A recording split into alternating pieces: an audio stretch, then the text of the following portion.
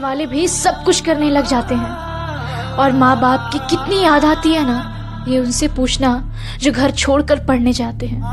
घर पे 9-10 बजे भी सोते थे ना तो माँ सुबह उठा देना वाली आवाज लगाते थे, और अब 2 बजे भी सोना हो ना तो 10 अलार्म लगाकर सो जाते हैं। घर पे दोपहर में भी माँ भूखे पेट बाहर नहीं जाने देती थी, और अब सुबह सुबह ही खाली पेट निकल जाते हैं। अकेले में बैठकर तो जी भर के रो लेते हैं, पर हेलो हाँ माँ सब ठीक है यार, हाँ हाँ कहकर फोन पे मुस्कुराते हैं। दिरी दी दारा दिरी दारा दरे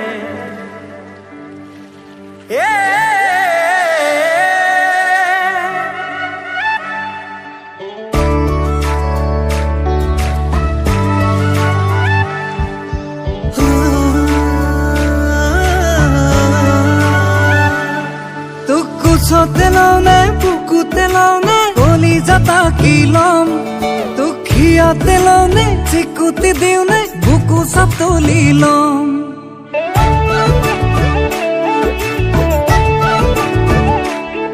তুকু তেলাওনে বুকু তেলাওনে বলি যাতা কিলম হিয়া তেলাওনে চিকুতি দিওনে বুকু সবে তুলিলম তোক লৈ যাও লাগিছে